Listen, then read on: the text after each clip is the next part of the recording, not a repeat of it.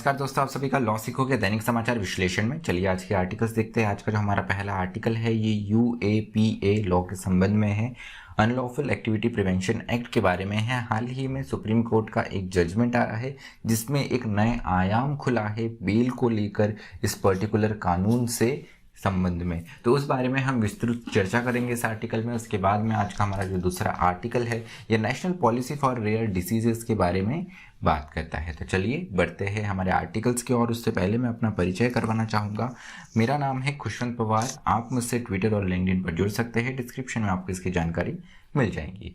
देखते हैं आज का एमसीक्यू। आज का एमसीक्यू ये है कि नेट जीरो का टारगेट भारत ने अचीव करने की प्रतिज्ञा कौन से वर्ष तक की है। आपका ऑप्शन ए है 2040, ऑप्शन बी है 2050, ऑप्शन सी है 2060, ये ऑप्शन डी 2070। जो भी आपका उत्तर हो कमेंट बॉक्स में जरूर मेंशन कीजिएगा। अब आते हैं हमारे डिस्क्रिप्टिव क्वेश्चन वर्णनात्मक प्रश्न की ओर। वो ये है कि यूएपीए लॉ के बारे में चर्चा करें। खास तौर पे यूएपीए के बारे में लॉ के बारे में आपको चर्चा करनी है थावा फसल वर्सेस यूनियन ऑफ इंडिया के केस पे प्रकाश डालते हुए।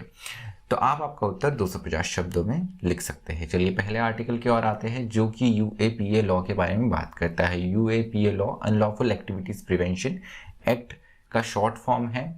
तो ये लॉ जो है ये आतंकवादी गतिविधियों से देश को बचाने के लिए ये कानून बनाया गया है और जो आतंकवादी गतिविधि जो अपराधी करते हैं उन्हें सजा देने के लिए ये लॉ बनाया गया है। लेकिन इस लॉ को लेकर काफ़ी प्रश्न उठाए गए हैं। अपने आप में काफ़ी सख्त और ड्रैकोनियन लॉ इसे बताया गया है क्योंकि इसमें बहुत सी ऐसी चीज़ें हैं। ये अपने आप में काफ़ी सख्त कानून है जिसमें रेमेडीज जो है वो किसी भी एक्यूज्ड को कम मिलती है कंपैरेटिवली अदर लॉस। तो उसी बारे में हम इस आर्टिकल में बात करेंगे। तो हाल ही में केरला में यूएपीए के अंतर्गत 3 विद्यार्थियों को यहाँ पर अक्यूज ठहराया गया। इन 3 विद्यार्थियों में से अभी जो थर्ड स्टूडेंट है वो अभी भी एब्सकॉन्डिंग है।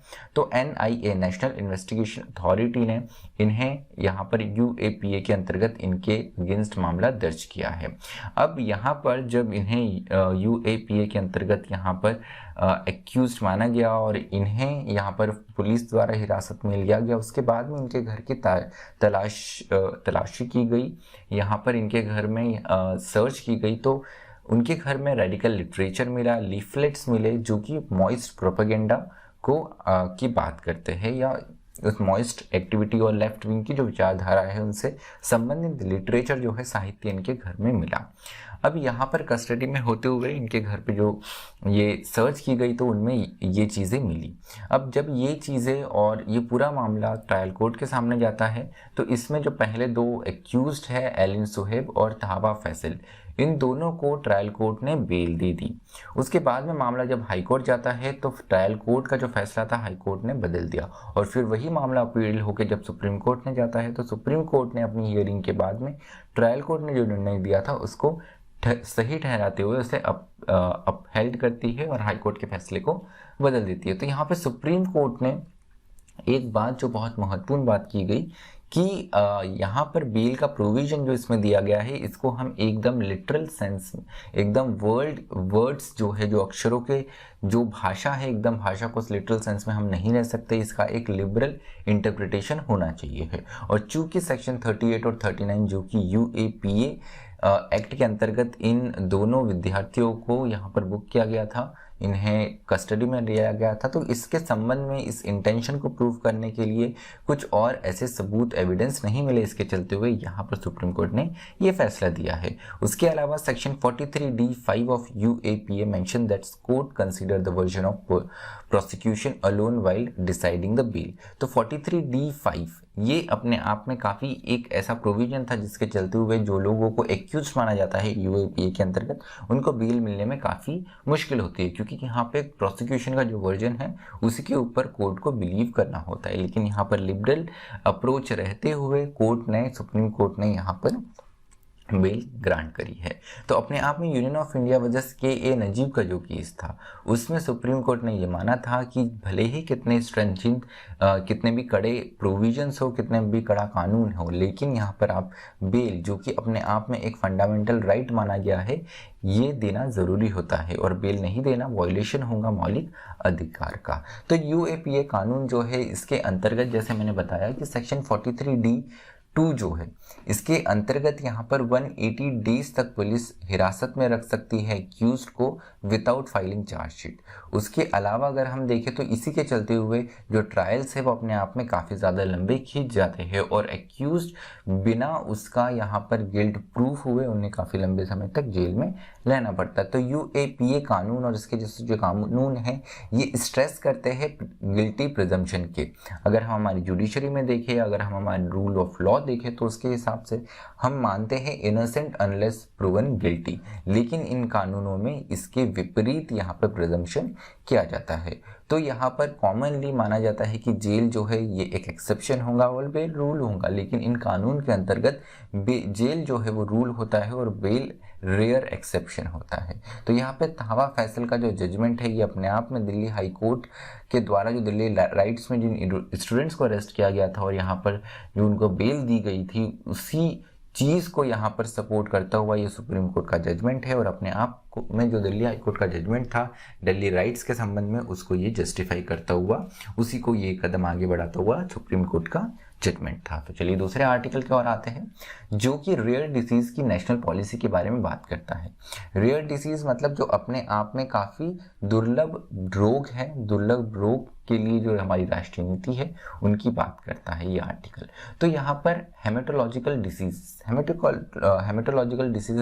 ब्लड संबंधित, खून के संबंधित जो डिसीजेज होते हैं उन्हें हेमेटोलॉजिकल डिसीजेस कहा जाता है। तो भारत में अगर हम देखें तो इन हेमेटोलॉजिकल डिसीजेस का एक बड़ा ट्रीटमेंट होता है स्टेम डोनर जो ब्लड डोनेट करते हैं, तो उनके माध्यम से यहाँ पे इन्हें क्योर किया जा सकता है, इनका इलाज किया जा सकता है। लेकिन भारत में अगर हम देखें तो जो स्टेम डोनर्स का परसेंटेज है ये 0.04% है, जो कि अगर हम वर्ल्ड से कंपेयर करते हैं तो अपने आप में काफ़ी ज़्यादा कम है। वही अगर हम देखें तो हर साल 10,000 चिल्ड्रन जो है, 10,000 बच्चे जो है वो थैलेसीमिया के साथ बॉर्न होते हैं। 7,000 केसेस हमें हर वर्ष अपलास्टिक अनीमिया के देखने को मिलते हैं। वही अगर हम वर्ल्ड में देखें तो 1 लाख ब्लड कैंसर के केसेस हर वर्ष देखने को मिलते हैं। उसमें से 20,000 केसेस हैं वो बच्चों से ही आते हैं और 20,000 में भी 15,000 केसेस ल्यूकीमिया के होते हैं। तो यहाँ पर नेशनल पॉलिसी का क्या रोल हो जाता है? National policy for rare disease जो है 2021 की, शॉर्ट में से एनपीआरडी कहा जाता है। तो एनपीआरडी ने सबसे पहले तो रेयर डिसीज जो दुर्लभ रोग है इनको डिफाइन किया है। 1000 में एक केस, 1000 की जनसंख्या में जब एक व्यक्ति को कोई ऐसी डिसीज होती है तो इसे रेयर डिसीज माना जाता है। Rare disease is equal to diseases which affect 1 out of 1000 और लेस। तो यहाँ पर ये एक रेयर डिसीज की यहाँ पे सबसे पहले परिभाषित किया है नेशनल पॉलिसी ने। उसके अलावा NPRD M the most important part of public policy health development addressing exorbitant treatment cost. तो यहाँ पे एनपीआरडी ने जो बहुत महत्वपूर्ण चीज़ यहाँ पे एड्रेस करी वो ये कि रेयर डिसीज के अपने आप में जो व्यय होते हैं, जो इलाज का खर्च होता है वो अपने आप में काफ़ी ज़्यादा होता है। उसके लिए ही एनपीआरडी जो है इन्होंने इसमें कमिट किया गया है सरकार के द्वारा कि 20 लाख जो है वो वन टाइम ट्रीटमेंट जो है अगर डिसीज ग्रुप 1 में होती है तो उसके लिए दिया जाएगा। उसके अलावा ये 40% पॉपुलेशन को भी कवर करेगा जो कि प्रधानमंत्री जन आरोग्य योजना के अंतर्गत आती है। उसके अलावा क्राउड फंडिंग जैसी टेक्निक को भी फंड रेज करने के लिए इस पॉलिसी में शामिल किया गया है। उसके अलावा पब्लिक प्राइवेट पार्टनरशिप की बात भी की गई है। उदाहरण के लिए इस आर्टिकल में बताया गया है कि जिस तरीके से DKMS-BMST फाउंडेशन इंडिया जो है ये करीब 50,000 स्टेम सेल रजिस्टर्ड डोनर जो है अपने पास में उसका एक डेटाबेस इन्होंने तैयार करके रखा है। तो जब भी ज़रूरत होती है तो इन 50,000 लोगों से इजीली ये ऑर्गेनाइजेशन कांटेक्ट करके सरकार की मदद के साथ में जिन लोगों को ज़रूरत है, जो डिसीज से सफ़र होते हैं हेमेटोलॉजिकल डिसीज से, उनको यहाँ पर एक सुविधा यहाँ पे प्रोवाइड करती है ये ऑर्गेनाइजेशन। उसके अलावा अगर हम DKMS देखें तो DKMS uses a technology known as HAPE search connecting. तो यहाँ पर जो प्राइवेट ऑर्गेनाइजेशन है, ये जो फाउंडेशन है, ये अपने आप में HAPE सर्च एक टेक्नोलॉजी है जिसका इस्तेमाल करती है, जिससे वह हेमेटोलॉजिस्ट और ऑन्कोलॉजिस्ट को डोनर्स से जोड़ देती है। तो ब्लड संबंधित जो लोग सफ़र कर रहे हैं, जिन्हें डिसीजेस हुई है, उन्हें डोनर्स से यहाँ पे कनेक्ट किया जाता है। और यही टेक्नोलॉजी जो है CMC वेल्लोरे और PGIMER चंडीगढ़, जो कि हमारे देश के बहुत ही प्रमुख इंस्टीट्यूशंस हैं, इसमें यही टेक्नोलॉजी यूज़ की जाती है। तो पॉलिसी कहीं ना कहीं एड्रेस करती है कि पॉलिसी और प्रैक्टिस के बीच में जो एक गैप आ रहा है, उसको ये पॉलिसी अपने आप में इसकी तारीफ करते हुए इस पॉलिसी को बताया गया है कि ये उस गैप को, उस अंतर को फील करती है। तो चलिए, आज का विश्लेषण हमारा यही समाप्त होता है। मुझे सुनने के लिए आप सभी का धन्यवाद। आप हमसे टेलीग्राम और इंस्टाग्राम के माध्यम से जुड़ सकते हैं। अधिक जानकारी के लिए आप लॉसिको की वेबसाइट www.losico.com विजिट कर ही सकते हैं। मुझे सुनने के लिए आप सभी का धन्यवाद। Thank you. Stay tuned to लॉसिको।